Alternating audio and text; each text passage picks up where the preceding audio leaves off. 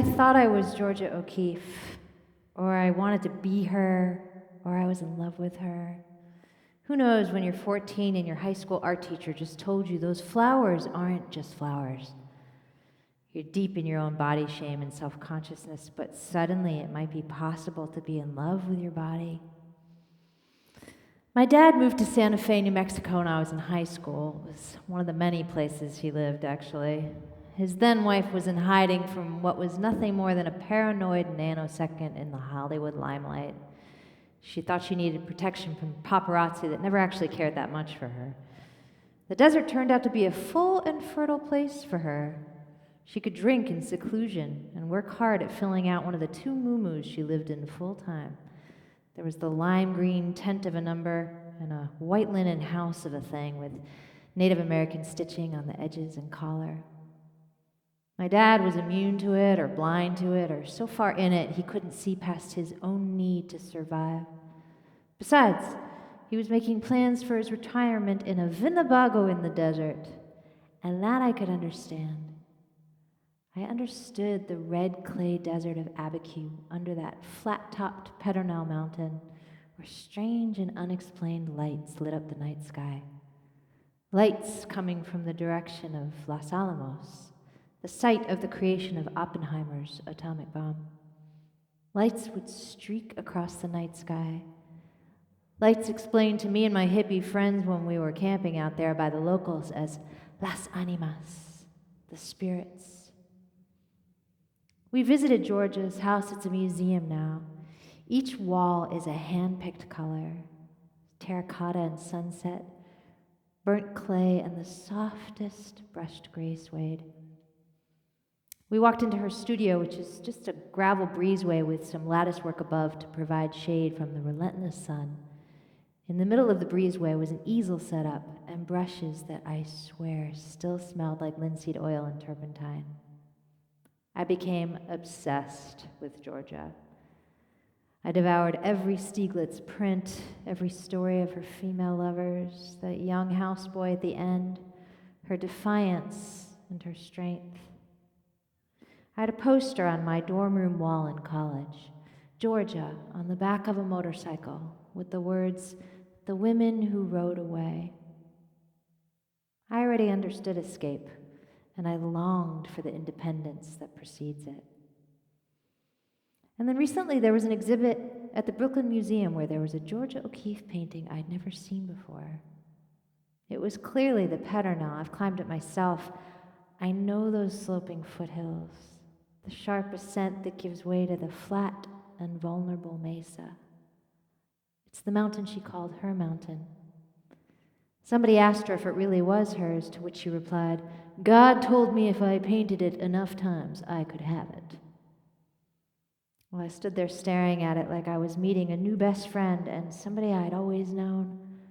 And I thought, to do something as simple as describe a mountain in one line, that takes a lifetime.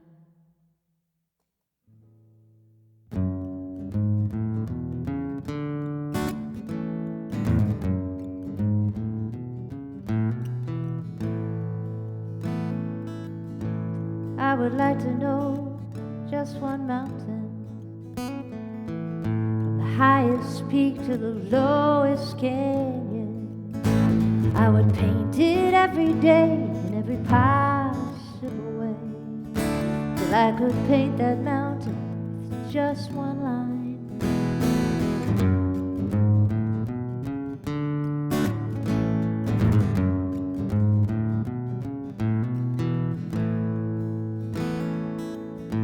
I would like to know just one person, half as well as I know my mountain. Even though it'll change, after all we're made of clay, I know inside you there is a mind. How can I stand here and promise forever? Some things are better in pictures, but there are no words. You are the sky and I am the weather. So let's promise forever, one day at a time.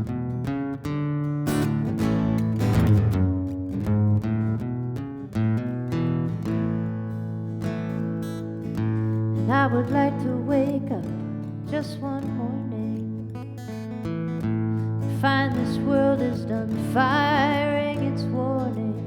But when they're calling out your name, are you gonna ride away or stay here and die trying? How can I stand here and promise forever some things are better in pictures, but there are no words for you are the sky and I am the weather. So let's promise forever, one day at a time.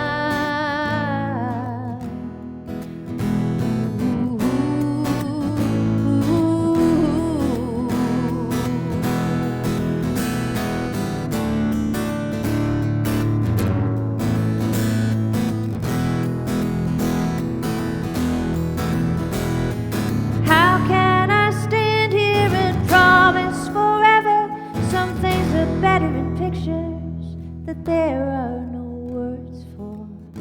You are the sky and I am the weather. So let's promise forever, one day at a time. I'm gonna promise forever, one day at a time.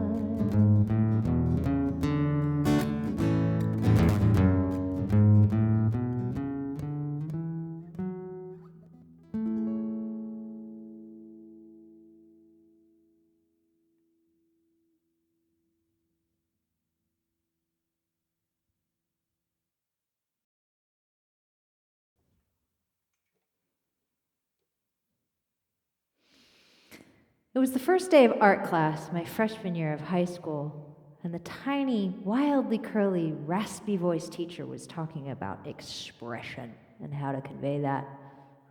We were going to be drawing self-portraits at a time when I could hardly look in the mirror at all without a barrage of self-loathing.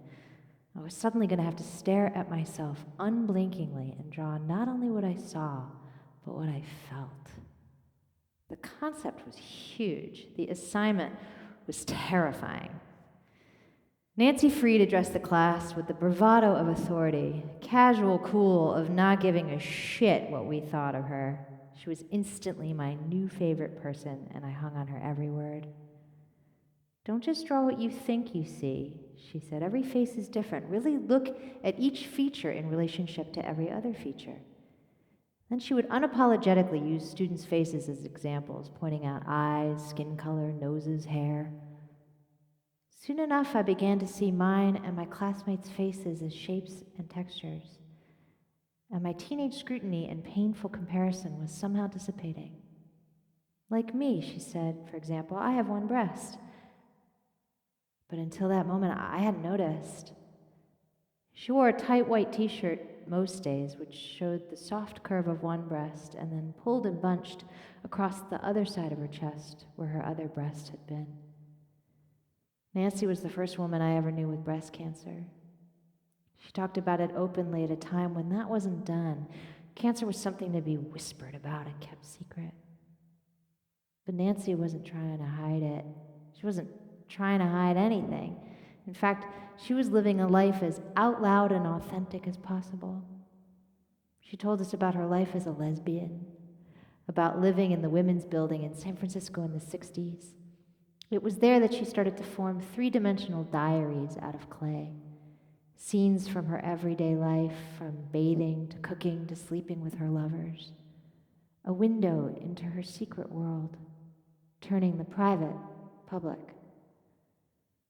The personal is political, she said. A slogan I would hear many times, but that first time was like a door opening to another dimension, a world being revealed to me that I wanted to know everything about. She brought in work, written and visual, that I wouldn't have discovered until many years later in my women's studies classes in college. The women who laid the path for her and who would lay the path for me. Frida Kahlo, Anna Mendieta, June Jordan, Bell Hooks, Joyce Kozloff, Judy Chicago, the great Audre Lorde. She read her words out loud to us. Please turn to your hymnal. For the master's tools will never dismantle the master's house. They may allow us to temporarily beat him at his own game, but they will never enable us to bring about genuine change. Racism and homophobia are real conditions of all our lives in this place and time. I urge each one of us here to reach down into that deep place of knowledge inside herself and touch that terror and loathing of any difference that lives there. See whose face it wears. Then the personal as the political can begin to illuminate all our choices.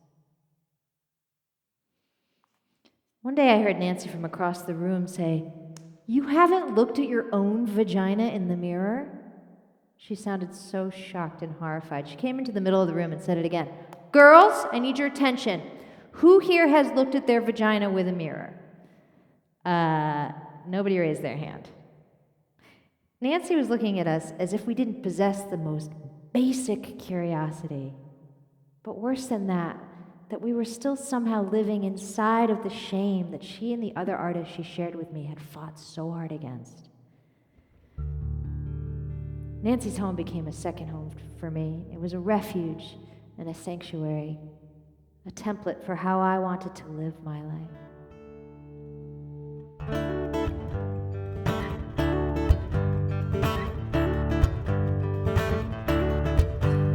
I had a feminist art teacher when I was 14 years old.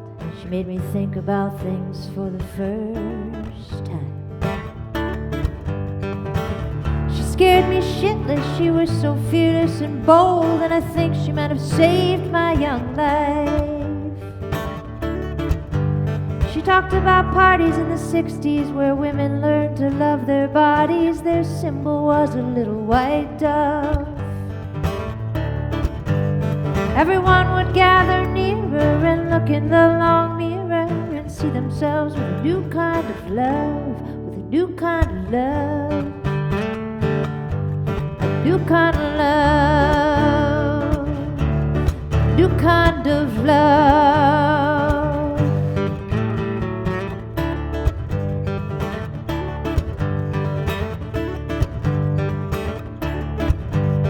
She brought me books so that I'd know about Audre Lorde and Frida Kahlo. She took me to my first gay pride march. And even though I hadn't the faintest that I too might be an artist and things wouldn't always be so dark, I'd find a new kind of love. I know a new kind of love, new kind of love.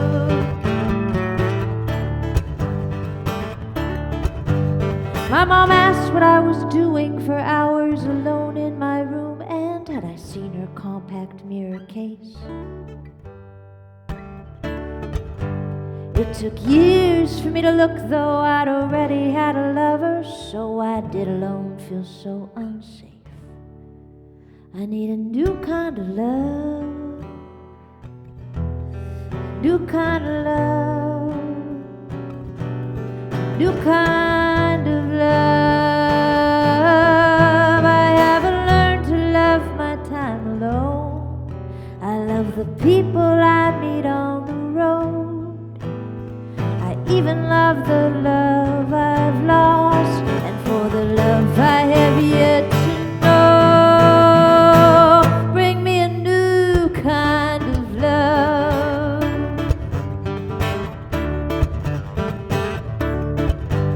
I had a feminist art teacher when I was 14 years old, and I think she might have saved my young life.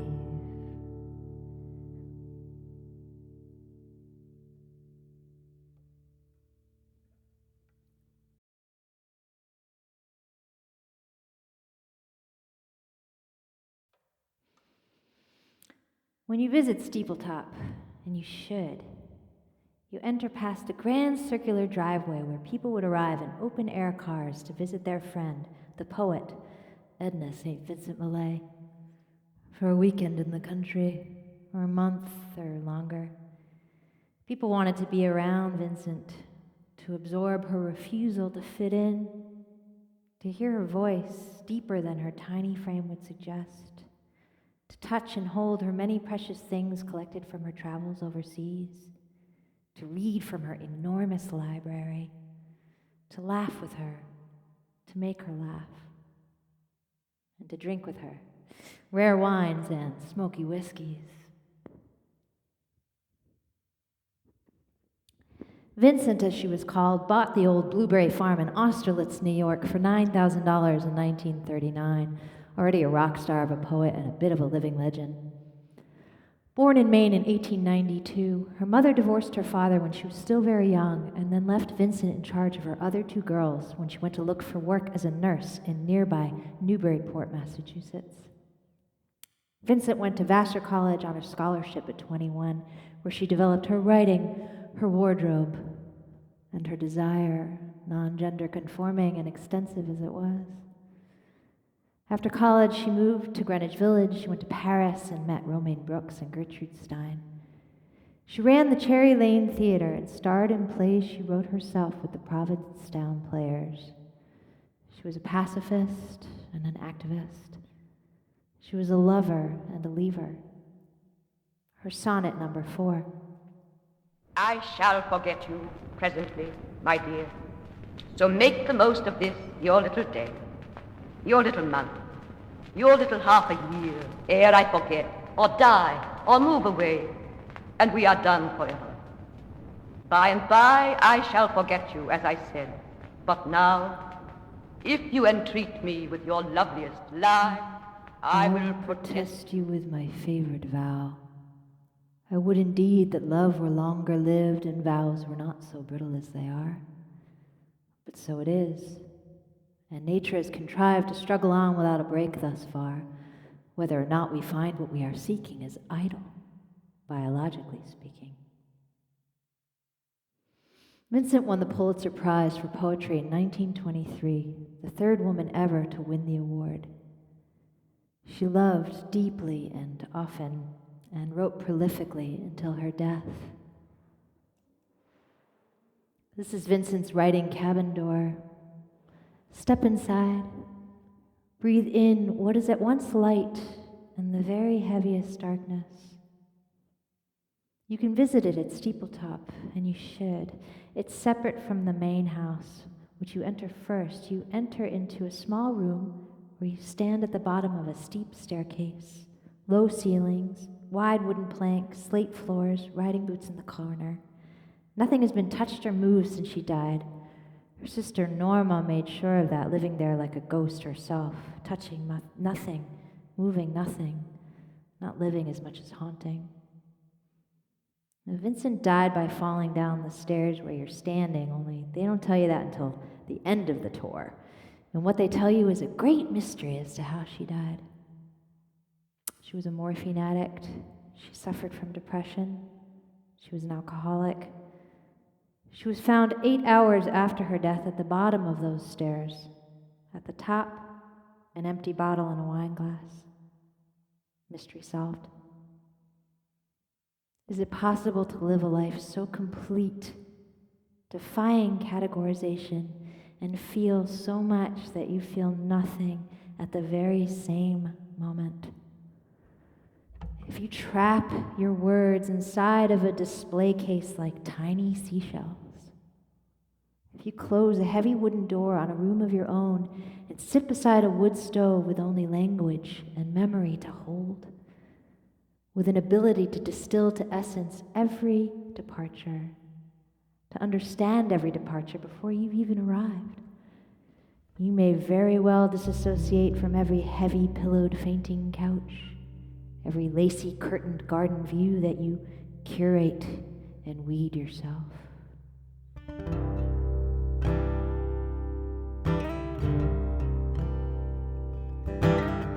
Broad field, bright flower, long white road, my feet to follow, my heart to hold.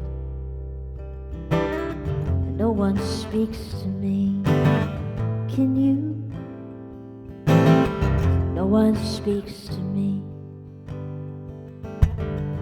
old mill, gray shipyard, New England, where winters came. Weathered faces turn to watch the sea. No one speaks to me. Can you? No one speaks to me. Can you make the most of this, your little day, your little month, your half a year, as you struggle on, vows bend and break? A grave is such a quiet place. I am not big enough to love the way I do. What will you do with me now? Keep me doing things, keep me from doing things, keep my things out of the way, and don't stay too long.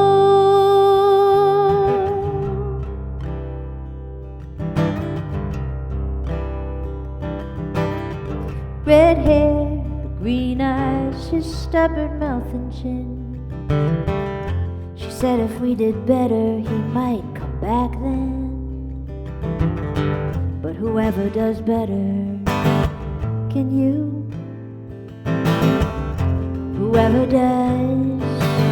My head a howling wilderness, the creaking of a tented sky. They'll try to claim you, name you, tame you. You will suffer death but cannot die. Whoever does better, can you? Whoever does. Can you make the most of this, your little day, your little month, your half a year, as you struggle on, vows bend and break? A grave is such a quiet place. I am not big enough to love the way I do. What will you do with me now? Keep me doing things, keep me from doing things, keep my things out of the way, and don't stay too long.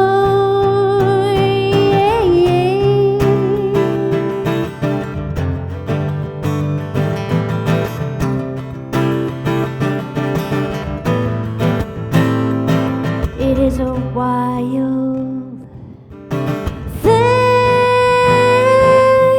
to live out on the edge of everything. So make the most of this, your little day, your little month, your little half a year. Struggle on, bend and break.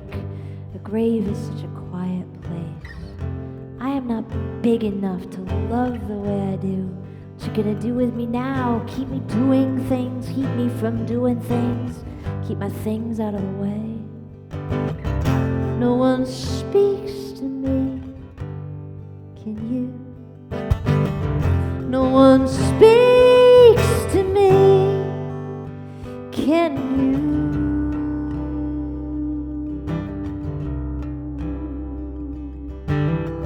Broad field, bright flower, long white road.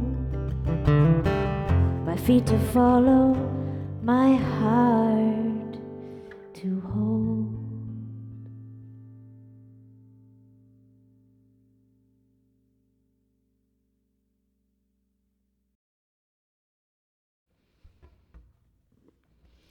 Several years ago, I was heartbroken.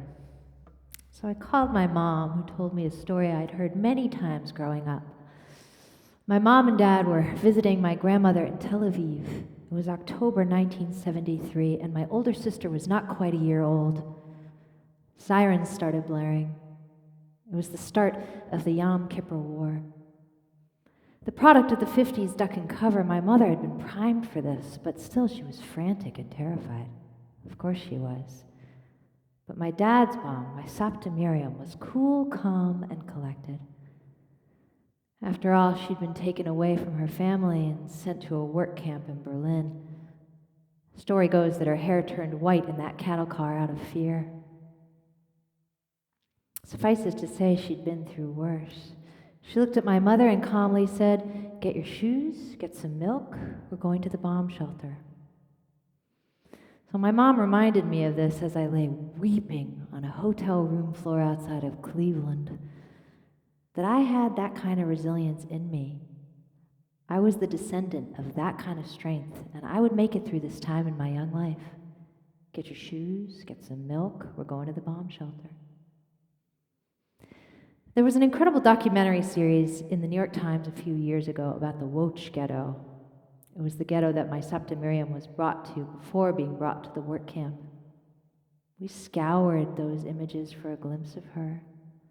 A strong and stern woman with a gap in between her two front teeth and what I remember to be the strongest, almost neck-breaking hugs.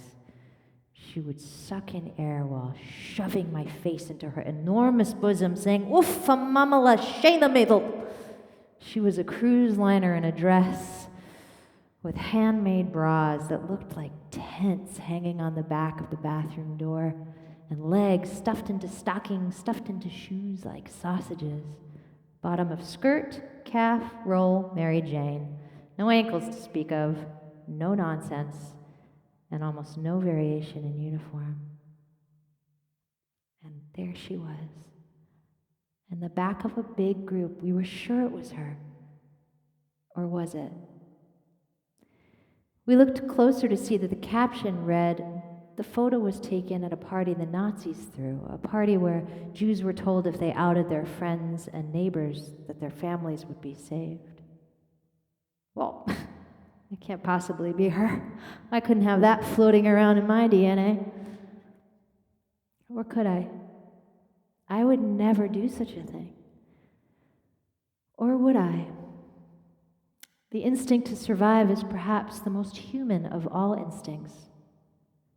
My dad's dad, her husband, was a klezmer musician in Poland before the war and in Israel after. In Auschwitz, he was forced to play in what was called the Death Orchestra. He played Bach, Beethoven, Mozart, as Jews were marched to the gas chambers. It kept him alive.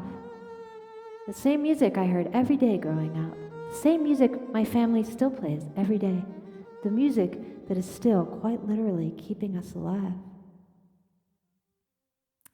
I've been looking for that photo of my Sapta Miriam in the Łódź ghetto, and I can't find it. My sister says she has no memory of it being of a Nazi party. So did I make that up? Is it part of the movies, photos, documentaries, the thousands of images that I can never unsee? Or is it just too hard to imagine that that could be true?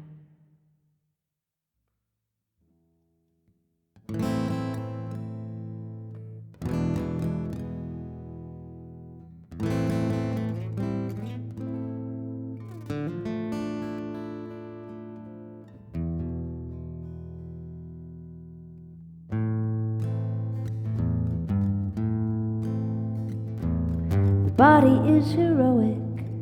It can learn and unlearn to think, erasing with magic marker what is written in permanent ink. Dreams become a reservoir, blank canvas on an easel, wild and feral, images ancestral. And I haven't had that one in a long time. You in gray stripes and skeleton, the dirty cot you're lying in.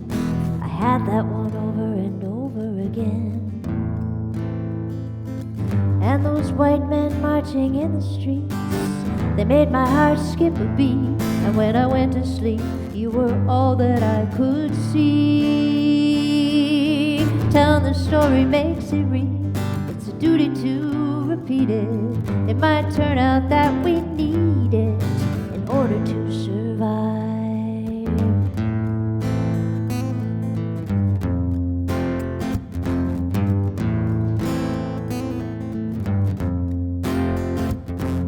I hope you're never asked to choose, to tell on a friend or neighbor. They must have promised her they'd save her. My worst fear is my best guess. All we have is a picture and no idea what she was doing there.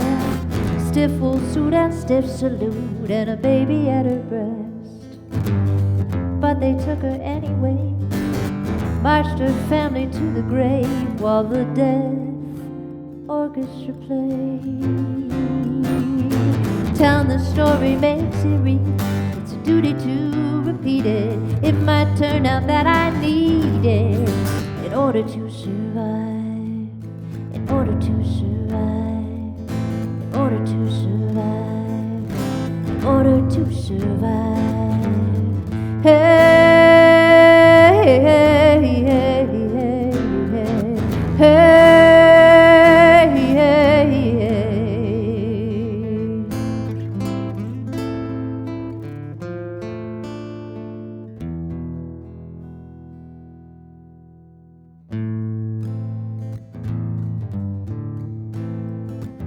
I have a cousin who's a painter. I come from a family of makers. Me and him paint the same things, even though we've never met. Gruesome and beautiful, fear and cortisol, running stronger through us all with an instinct to survive. Telling the story makes it real, it's a duty to repeat it. It might turn out that we need it. Hey, tell this story makes it real, it's a duty to repeat it. It might turn out that we need it in order to survive, in order to survive, in order to survive, in order to survive.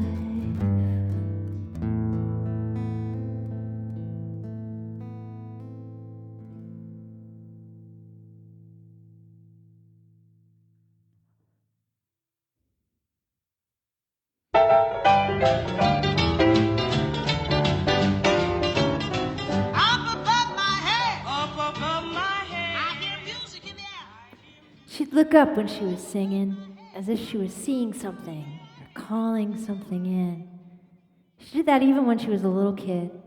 Her parents would plop her down outside their church with a tambourine, and she would play and dance and sing to attract more congregants. She was touched. She played the Lord's music, and she played the devil's music when she was told she had to, with the same passion and fury, with a shout and a wail. In 2008, 35 years after her death, the governor of Pennsylvania declared the 11th of January Sister Rosetta Tharpe Day. Until that day, she'd been in an unmarked grave in the Northwood Cemetery in Philadelphia. But on that day, she got a new tombstone etched with the words her friend Roxy Moore eulogized her with. She'd sing until you cried, and then she'd sing until you danced for joy. She helped to keep the church alive and the saints rejoicing. At 5 years old, Rosetta left Cotton Plant, Arkansas with her mom, Katie Bell, who left Rosetta's father to be a traveling evangelist. That was the start of a lot of leaving. Rosetta would leave 2 husbands of her own and marry a 3rd. She helped to keep the church alive, and she made a lot of money doing it. So with the money she made, she moved herself and her mom, Katie Bell, up to New York City, where she started to sing at the Cotton Club. She recorded songs like Rock Me and Tall Skinny Papa for Decca Records, giving in to the pressure to appeal to a wider audience, but plagued with this desire to sing gospel music.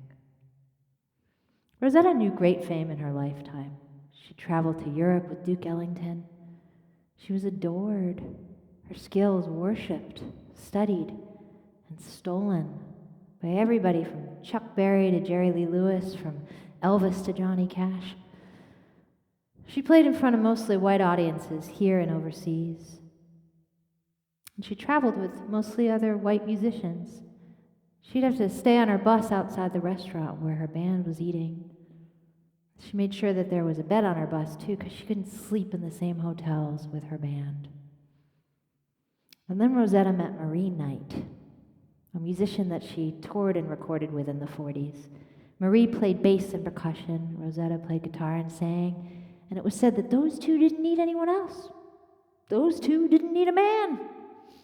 Those 2 were one of the first lesbian duos. And then Katie Bell died. Rosetta crumbled. And in a short succession of events, she publicly split from Marie and quickly married her manager, Russell Morrison, in Griffith Stadium, in one of the greatest marketing ploys in the music business. It was a concert/wedding wedding in front of 25,000 paying guests. But Marie dressed Rosetta for her funeral. Her friends said it was the best they'd seen her look in years. It seems to me that relationship never ended. So how did Sister Rosetta Tharpe end up in an unmarked grave in Philadelphia? How was she dubbed the godmother of rock and roll, hailed by every great white rock and roller from Elvis to Johnny Cash, and end up with a leg amputated, a quick death at a young age, a lightly attended funeral, and an unmarked grave? She was a black woman. She was a black lesbian in America. She was the child of sharecroppers.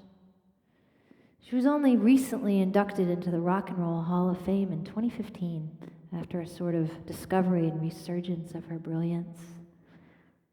But she always looked happy. Maybe because she was always looking up for the Lord, for something outside herself, for the cameras, for an explanation of the disparity between the wealth, fame, and fortune, and the racism, homophobia, and misogyny in her own life. I think Sister Rosetta Tharpe died of a broken heart.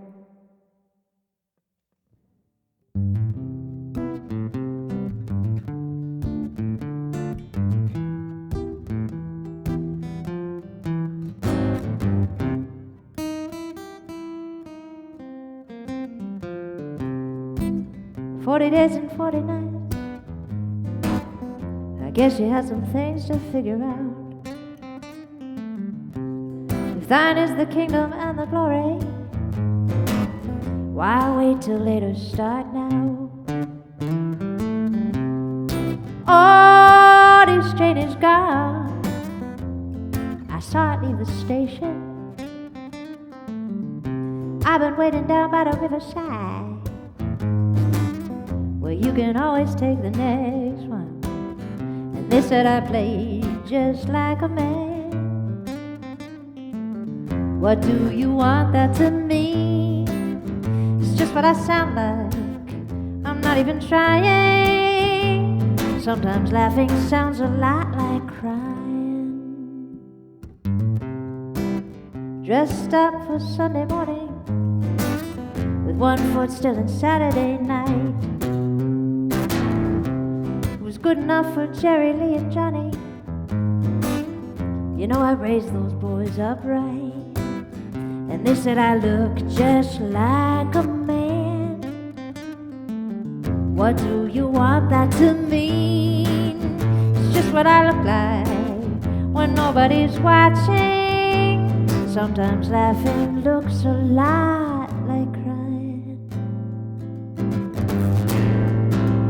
And they say the Lord smiles down on those who make a joyful noise, even when we turn from Him in doubt. So shout, sister, shout. Shout, sister, shout. Oh, shout, sister, shout. You gotta let the tears and laughter out.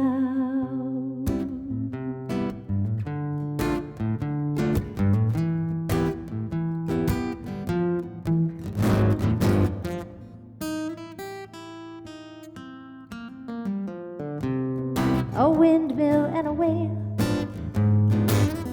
Somewhere there's a sinner needs some saving. Whether you win or whether you fail, you got a song worth singing. And they said I sang just like a man. What do you want that to mean? It's just what I sound like. I'm not even trying. I was laughing just to keep from. Laughing just to keep from.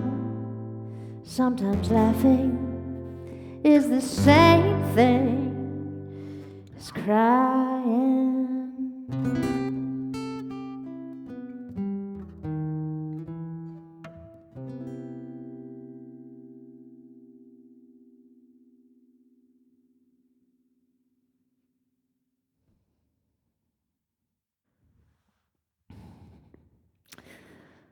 I met my girlfriend on the internet. I know that's how most people meet, or a lot of people, but I had never even dreamed of internet dating. I'd been a serial monogamist with other musicians. Itinerant, drifting, hard to pin down, easy to chase, keep the chase going, always going, mostly other women. But I wanted to meet somebody different than that, different than me, and I did. It was a cold and rainy night, and she walked into the restaurant. My eyes got stuck on her face. Her perfect skin, bright blue eyes, impossibly soft lips, and people don't have that cute of dimples, kind of dimples. Then I found out she was a software designer. She came from a small town. She had a dog. She was a soccer player. She ate gluten. We were different enough, and I was hooked. I was ready to slow down my touring life. I wanted to paint more and suffer less. She had a job she went to every morning and came home from every night. I was getting ready to put on my quitters, as my friend Ashley calls her sweatpants, cozy up and have what I had never had, a slow and unmoving home. And then I found out that she also loves motorcycles. There was a part of me that thought that was really sexy. The part that remembers this shampoo commercial from the 80s where the presumed-to-be male rider comes to a stop, takes off his helmet, and whoa, it's a woman. She shakes out this mane of hair that's like perfect and unmatted after being under a sweaty, heavy helmet. But the part of me that thought it was sexy wasn't nearly as loud as the part of me that was screaming, "Are you insane? They're so dangerous!" Well, she took this motorcycle safety class, partly to ease my mind, but mostly because she's just thorough. On the weekend she was scheduled to take the class, it rained every day, adding to my already peak-level anxiety. She came home after the first day and said, "They told me if you can ride in the rain, you can ride anywhere." So just when I'm slowing down, ready to stop my constant motion, I meet somebody who wants nothing more than speed.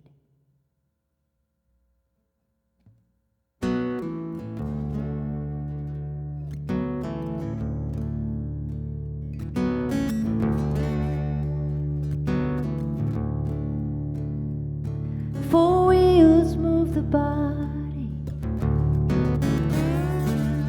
Yours is moved by two. And I have never been happier. Just moving furniture around a room.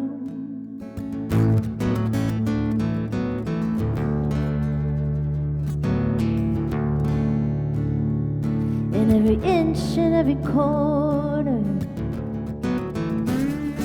in every picture I'm already older than you were then, all the things we knew back when.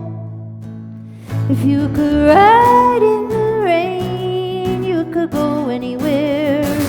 You could see more clearly passing by, and I would hide all along and act like I don't care and just ride faster than angels can fly.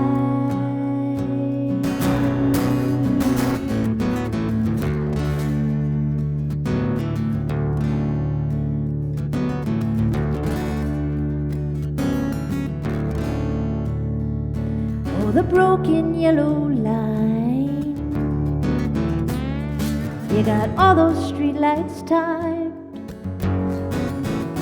There's no more stopping and starting and stopping from you to me.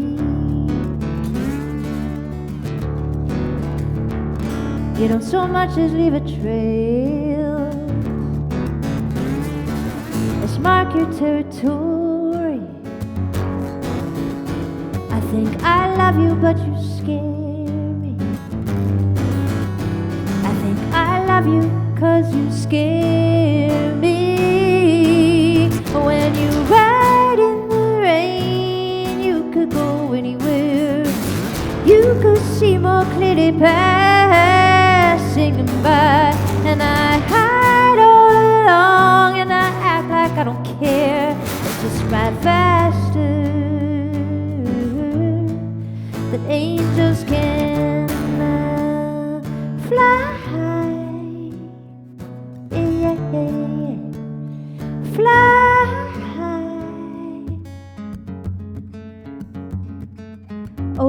Saint Christopher, give me a minute just to look at her. Oh, my appetite, home in my quitters on a Friday night. Oh, my fickle heart, don't make me go and miss this part. Don't make me go and miss this part. Don't make me go.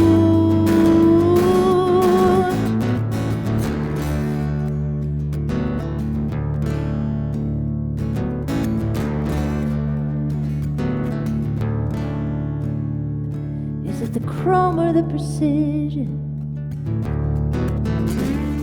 Is it the doubt or the decision? Drunk from the air that's in her mouth, water on her lips and all around. Ride in the rain, ride in the rain, oh Saint Christopher, ride in the rain. Give me a minute just to look at her. Ride in the rain.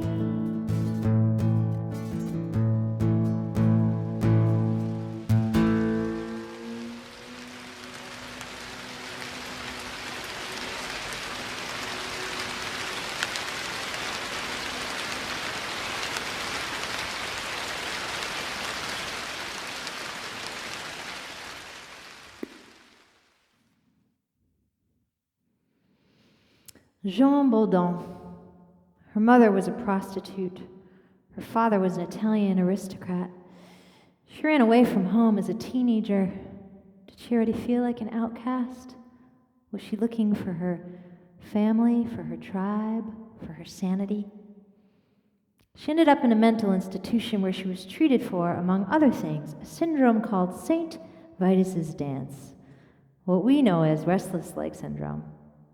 Characterized by jerky, erratic movements, Jean couldn't stop moving, so she started to dance, and she didn't stop.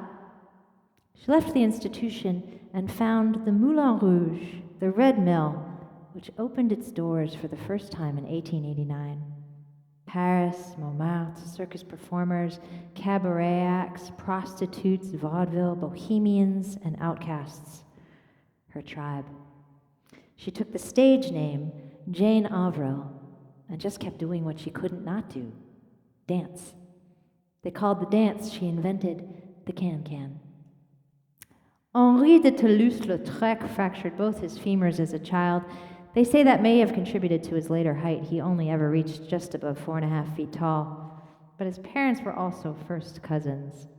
He suffered from all kinds of conditions.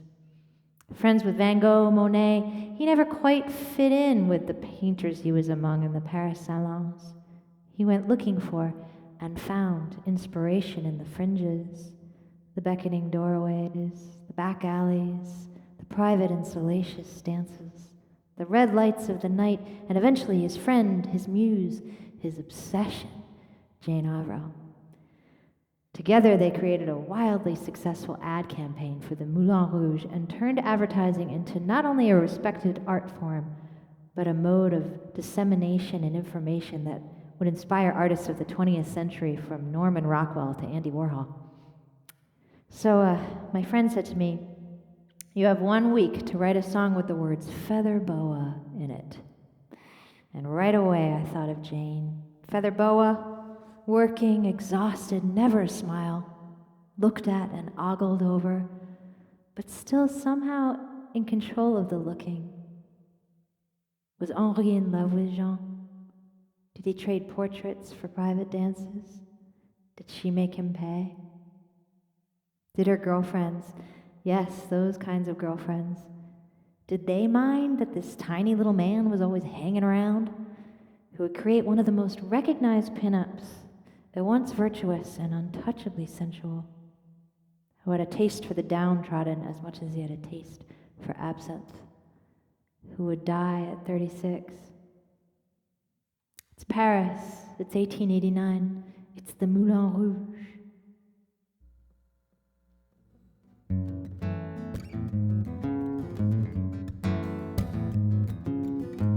Yes, you can Jane Avril? Show them all how it's done. One glimpse of stalking is still a thrill.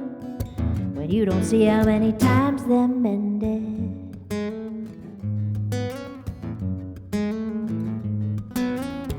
Yes, you can Jane Avery, a feather boa and some fraying silk. You lift your skirt and their hearts stood still. You made them think this is what they're missing. Oh, what you put on. You took it off so you don't have to take it home.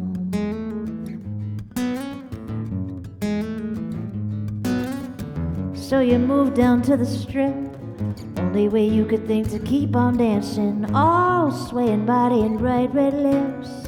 You still find those lights enchanting. Ra-da-da-da-da. Sometimes you like it more than you know you should. Mostly it's a game of grin and bear it. Sweaty fat hands with dollar bills. A gold band should sit where those tan lines faded. Oh yes, what you take off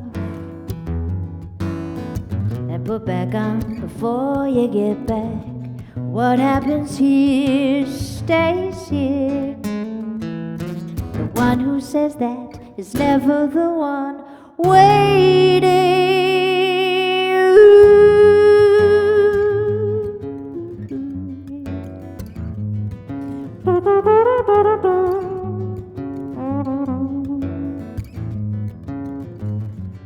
Je m'appelle la Malanite.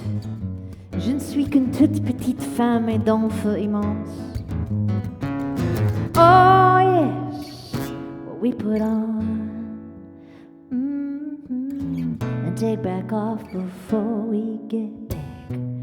Oh, what you put on. You took it off so you don't have to take it home.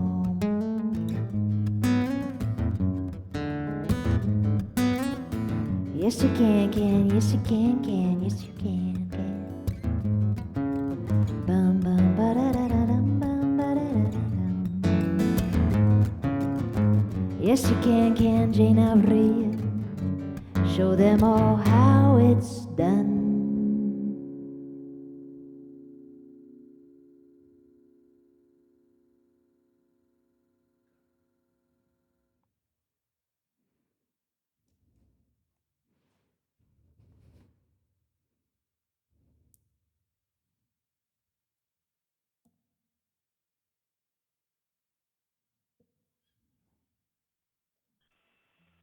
Hi, sweetie. To your grandmama. I'll be home this afternoon after I have my hair cut. So, but I'd probably be home between 1 and 2 anyhow. So, you can come and park on my doorstep. Not on your doorstep, I'll take you right in. So, I love you, and if you have free time today and you want a good dinner, come and see me. Love, your grandmother. My grandma Shirley was born on the Lower East Side of Manhattan on April 14th, 1914. Her father, my great-grandfather, was a tailor.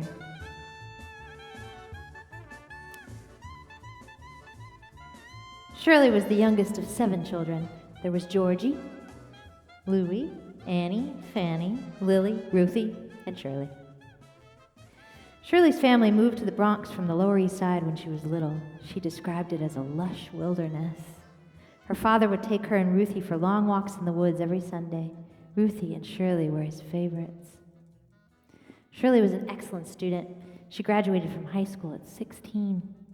She was one of the first women admitted to City College's School of Engineering. She could have done anything. Shirley told me how her mother would put a live fish in the tub every Thursday to make gefilte fish for Shabbat. No one took a bath on Thursday nights. I always thought there was a type of fish called gefilte.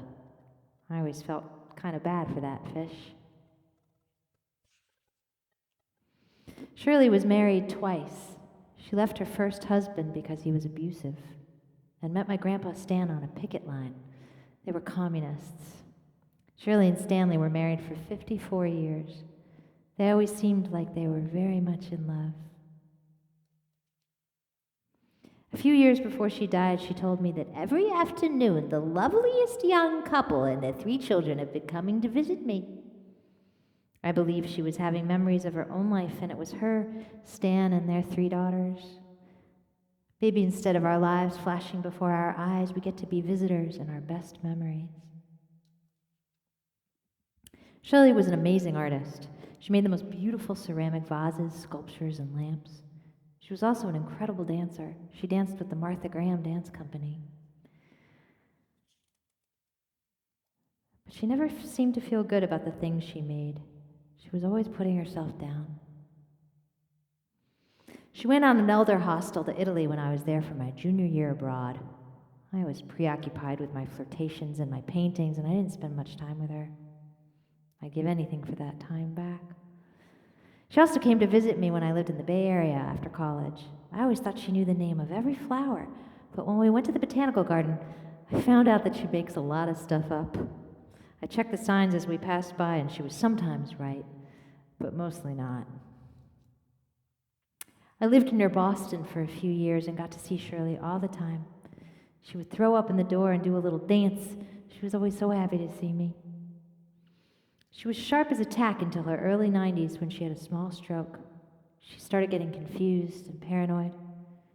She started giving me her things, clothes, jewelry, furniture, some of her sculptures, and telling me which of her things she wanted me to have. I didn't want any of it, because I knew it would mean that she wouldn't be here anymore. She stopped recognizing me and spoke mostly in baby talk or Yiddish. But there was usually a moment where I knew she remembered me. She would open her eyes and look at me with so much love.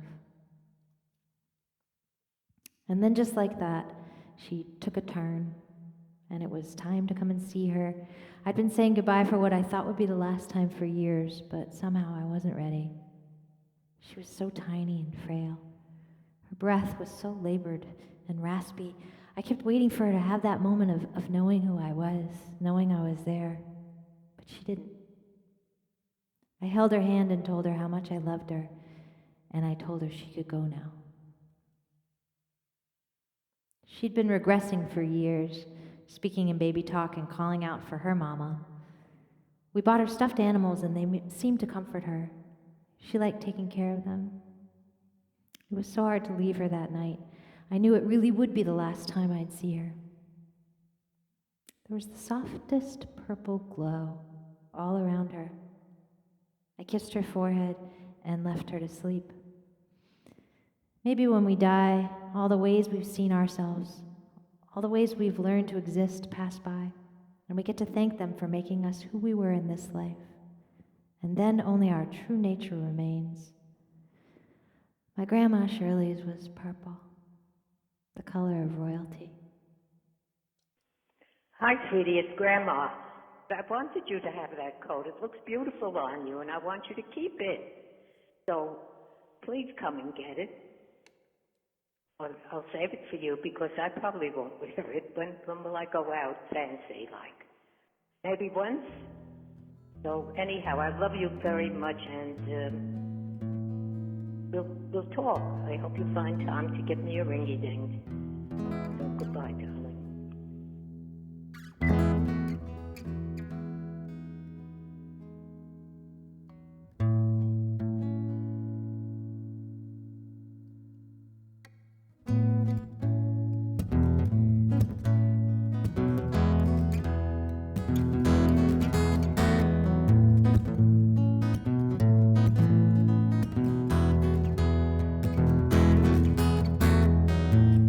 I had a friend's wedding to go to almost every other weekend. He said, sounds better than the funerals I've been going to lately. Your friends were gone, and you were still downhill skiing. Put your feet in one direction, there's no stopping you. Drove around the Lower East Side, looking for the house you were born in. You said, right here on Rivington is where we'd play kick the can. You said it's changed so much, I'm not sure that house is still standing. And then we decided any old house would do. 'Cause a house is just a place to hold your memory, all the lives that you lived, and over a century the things that you hid and the things that you let go. They are surrounding you now in a purple glow.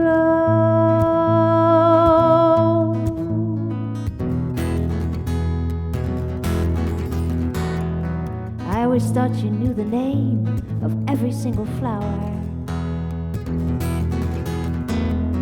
'cause with one crooked finger you would point, and with authority you would say its name. And at your 90th birthday, your friend said, "She's cheating at Scrabble." You said, "If you want to play the game by my rules, I'll show you how." And when you started getting confused, I came to help you clean out your closets. You said, "I wanted you to have that coat. When will I go out fancy, like maybe once?" I like to think that's the coat you wore when Grandpa took you dancing on the weekends. Oh, how I know that you two are dancing now. Things are just a way to hold your memory, or what I wouldn't give to read your diary, the things about you that I will never know. They are surrounding you now in a purple glow. Times were hard, you were a difficult mother. You made choices for your life when there really were no others. A painter, a potter, a sculptor, and a dancer. This is the way I always saw her. This is the way I always saw her. This is the way I always saw you in the light that surrounds you. There is a purple light. It is royal and bright. It's powerful and beaming, and it'll hold you now. You showed me how to shine so bright. You shine so bright. You shine so bright. This is the way I hold your memory, the way that you live on inside me. You're the sweetest, softest adagio.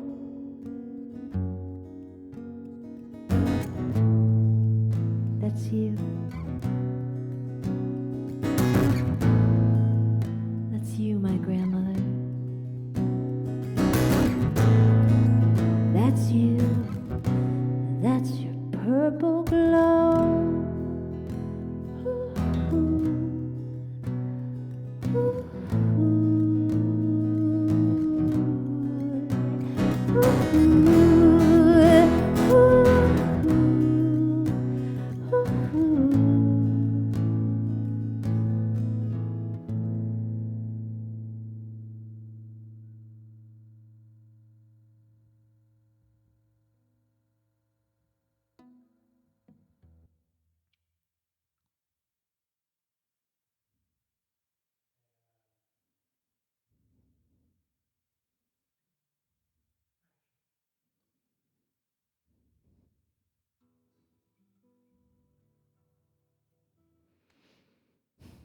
I always thought I'd be a mother, but I've never been much of a planner.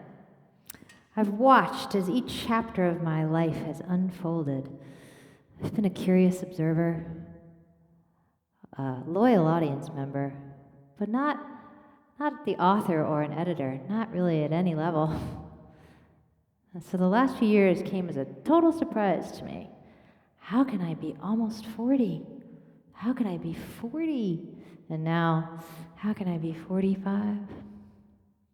So a few years before I turned 40, I started to seriously ask myself, my body, my biology, my environmental activist self, my queer identity, to sit down and have a talk about my fertility. This was going to be our last chance, so where do we stand? Yes, of course. To experience the most intense spiritual, emotional, and physical experience that a cisgendered female mammal can experience? Of course I want to do that. No, the planet is dying. We're running out of natural resources. It's foolish, it's selfish, it's short-sighted, but yes, more love is what we need, but no, it's going to be painful and expensive, and why would we put ourselves through that? I wasted so much time. Oh God, I wasted so much time. I did everything just right. It's all as it's meant to be. I have totally fucked this up. Well, that was my daily mantra for a very long time. And this is my grandma Shirley's chair. And I will sit here, and then I will know. And if I do this every day, and if I keep these brushes clean, and if I light these candles, and this postcard from Japan, and these pictures of Georgia, Frida, the angel in the house, this chair that knows the curve of your body, the worn velvet of your skin, and I will sit here. And if I do this every day, the light you write by will go dim, and the words on this page will be the curve of my body. And then I will know.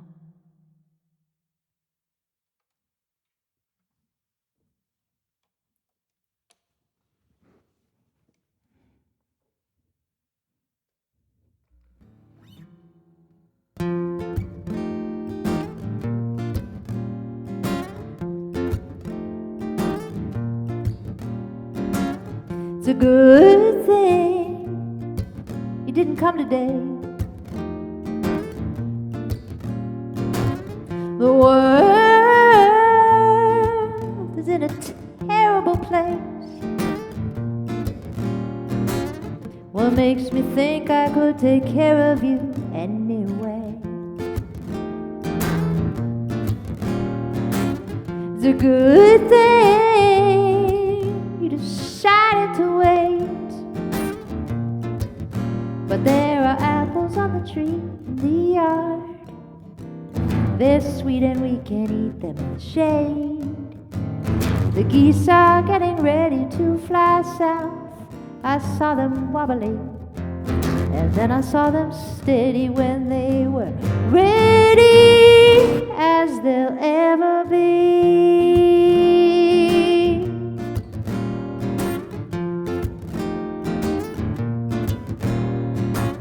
And what should I tell you about this world we're in? The violence and the prisons, the hatred and the divisions between us. But we all watch the sun get swallowed by the moon. That magic moment could not have come a moment too soon. The leaves are turning from green to red and gold. I see them holding on, and then I see them letting go when they are ready. Birds and bees and flowers still conspire. Seeds are bursting out of their shells in those fires, and as hard as they will try, we will still have lullaby.